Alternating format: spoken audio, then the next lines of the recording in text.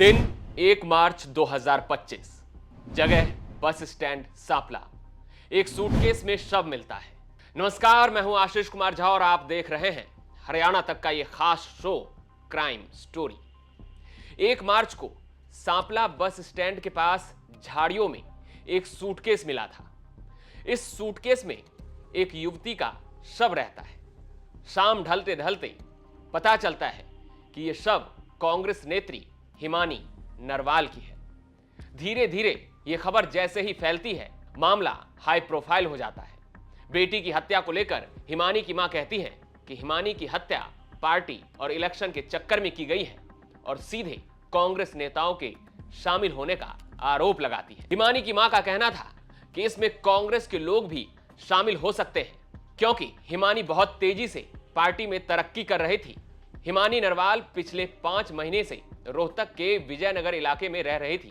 यह कहा जा रहा था कि हिमानी विजयनगर से रोहतक के किसी गांव में आयोजित एक शादी समारोह में शामिल होने गई थी और उसके बाद से ही हिमानी का किसी से कोई संपर्क नहीं हुआ। लेकिन उसकी मां ने यह दावा किया था कि 28 फरवरी को हिमानी कहीं नहीं गई, वो घर पर ही थी।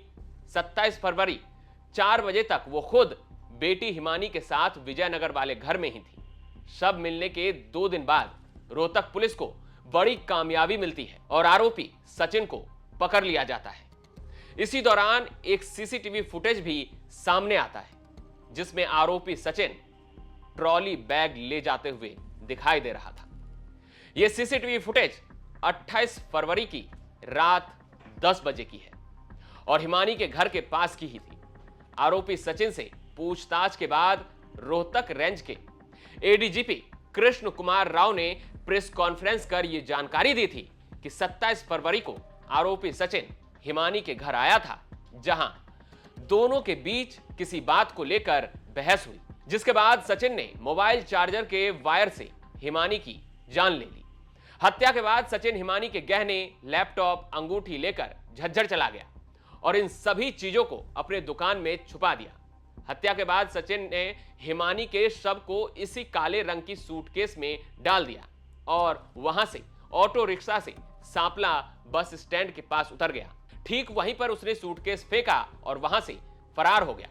साथ ही एडीजीपी कृष्ण कुमार ने यह भी बताया था कि दोनों के बीच पैसों का भी लेन देन था और दोनों सोशल मीडिया के जरिए दोस्त बने थे। बहरहाल, अब इस मामले में रोहतक पुलिस ने कोर्ट में 250 पन्नों की चार्जशीट दाखिल की है, जिसको लेकर हमारे संवाददाता सुरेंद्र सिंह ने ग्राउंड से एक रिपोर्ट भेजी है। सबसे पहले आप वो देख लीजिए। बहुचर्चित कांग्रेसी नेत्री हिमानी नरवाल मर्डर केस में पुलिस ने कोर्ट में 250 की जो पेज की चार्जशीट है वो दाखिल कर दी है। आपको बता दें कि जो हिमानी नरवाल है, कांग्रेस की एक उभरती हुई जो नेत्री थी और वो राहुल गांधी की भारत जोड़ो यात्रा में सुर्खियों में आई थी और भूपेंद्र सिंह हुड्डा से लेकर स्थानीय विधायक के जो कार्यक्रम होते थे बढ़ चढ़कर हिस्सा लेती थी।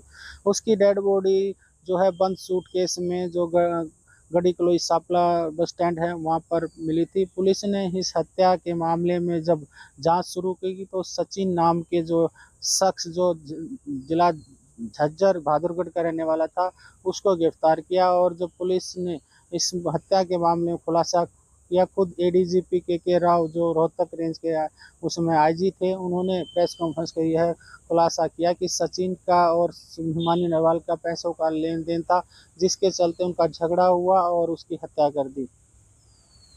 जिस हत्याकांड में जिस तरह से पुलिस ने चार्जशीट दाखिल की है 250 पेज की, उस मामले में जो सविता नरवाल है हिमानी की मां, उसने ऐतराज जताया है कि पुलिस जो है सचिन को ही मुख्य मोहरा बनाकर इसको ऊपर पूरा का पूरा जो हत्या का है वो केस करना चाह रही है, लेकिन इसमें और बड़े नेता और बड़े लोग इसमें शामिल हो सकते हैं।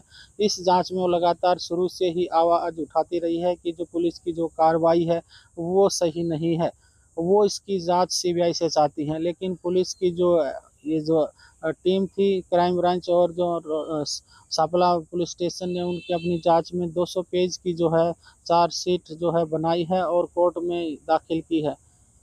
अभी फिलहाल जो है सचिन रोहतक की सोनारिया जेल में बंद हैं और अभी जो हिमानी नरवाल की हत्याकांड में जो मुख्य आरोपी सचिन है, उसके ऊपर ही जो है पुलिस ने हत्या का मामला दर्ज किया हुआ है। अब फिलहाल पुलिस की जांच में अभी तक किसी अन्य का नाम नहीं आया है इस चार्जशीट के अनुसार। हरियाणा तक के लिए रोहतक से मैं सुरेंद्र सिंह। आपको बता दें कि इस मर्डर केस की चर्चा के साथ ही हिमानी नरवाल के परिवार को लेकर भी दो बड़ी बातें सामने आई थी। पहली तो ये कि हिमानी के बड़े भाई का भी 2011 में मर्डर हुआ था। साथ ही उनके पिता ने भी 2013 में अपनी जान दे दी थी।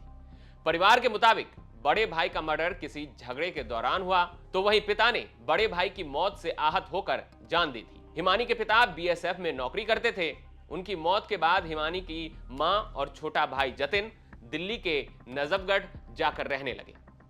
बहरहाल अब देखना होगा कि पुलिस ने जो कोर्ट में चार्जशीट दाखिल की है, उसको लेकर हिमानी की मां का क्या बयान आता है, क्योंकि हिमानी की मां पहले भी पुलिस की कार्रवाई से संतुष्ट नहीं थी और सीबीआई जांच करवाने की मांग उनकी तरफ से लगातार की जा रही थी। आप देख रहे थे क्राइम स्टोरी के अगले भाग में हम फिर किसी खौफनाक कहानी के साथ आपके सामने हाजिर होंगे। तब तक हरियाणा से जुड़ी तमाम खबर देखते रहें हरियाणा।